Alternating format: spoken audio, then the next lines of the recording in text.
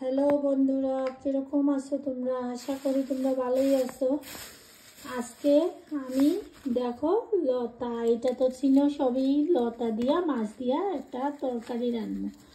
এটা তোমরা আমি দেখাই না, দেখি কিরকম বানাইতে পারি।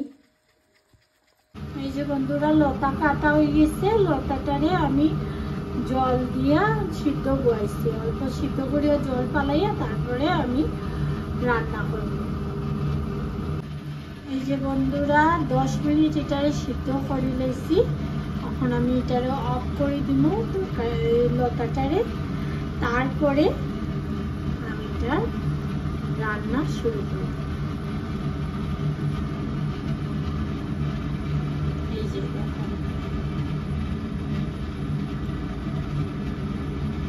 এই যে বন্ধুরা, 3 চামচ তেল দিছি, তেলটা গরম হয়ে গেছে। এখন জিরা 1 চামচ থেকে অল্প কম দিলাম, তেজপাতা 2টা,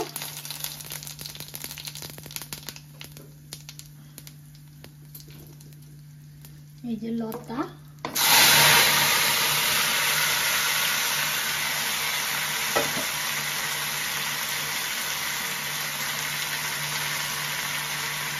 এক চামচ হলদি,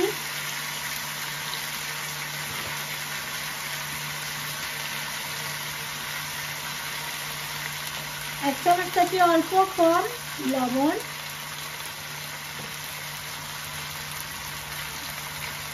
ধনিয়া গুঁড়া 1 চামচ,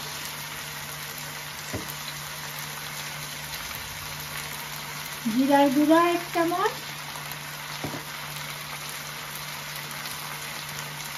লঙ্কার গুঁড়া 1 চামচ থেকে অল্প কম। গাটাইয়া ডাকিয়া দিব।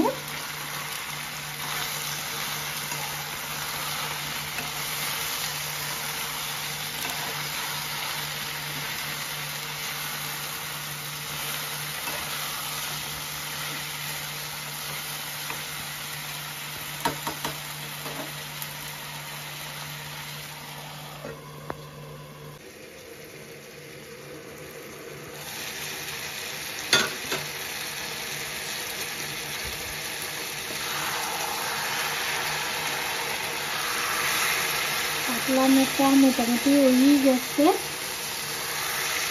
আর অল্প সময় রাখবো, রাখতে তারপরে আমি জল করব।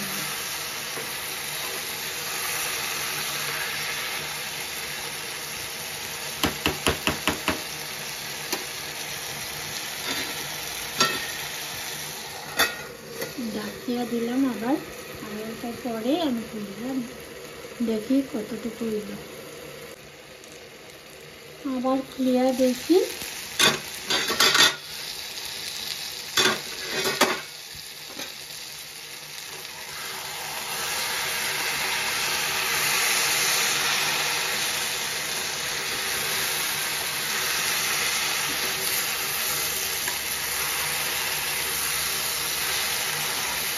পাতলানো হয়ে গেছে আমার। এখন ঝোল দিলাম,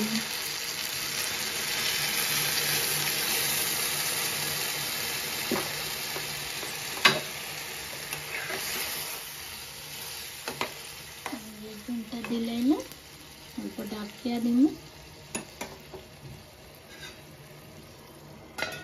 আরো 5 মিনিট পরে খুলে দেখুন।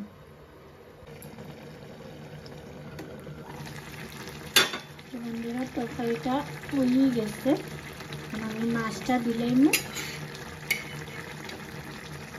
মাছ আমি 1 পিসই দিব, কারণ আমার বাচ্চারা খাইই না, পিসে দিছি। এটা আমরা খাইলিম, বড়রা, বাচ্চারা খায় না কেউ, দিয়া আমার মাছটা পালানি যায়, থেকে তারারে বাজা করিয়া দিলে তারা ভালো খায়। তরকারি খাইলিব, কিন্তু মাছ খাইব না। আমার তরকারিটা হয়ে গেছে, এখন আরো 5 মিনিট রাখিয়া আমি অফ করব। এই যে বন্ধুরা, তরকারিটা হয়ে গেছে, এখন আমি এটা গ্যাসটা অফ করে দিব। গ্যাসটা অফ করে দিচ্ছি। আমার তরকারিটা দেখে যদি আপনার ভালো লাগে তাহলে লাইক শেয়ার কমেন্ট করবা আমারে, তাহলে আমিও বুঝতে পারবো যে আমার তরকারিটা আপনাদের ভালো লাগে, আমিও উৎসাহ হইব আরও রান্নার লাগে নতুন নতুন। তাহলে রাখি আমি ওখানে লাগিয়ে, আবার কালকে দেখা হইব। Bye bye.